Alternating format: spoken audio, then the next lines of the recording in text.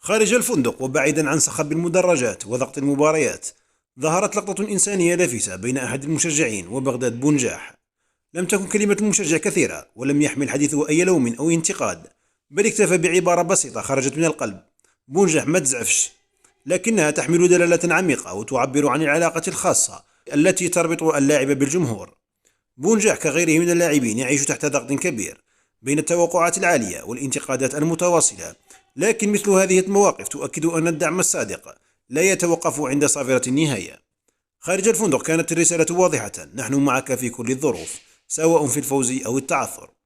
كرة القدم ليست أهدافا فقط، بل مشاعر إنسانية ودعم متبادل، وهذه اللقطة تبقى واحدة من أكثر اللحظات صدقا بعد المباراة.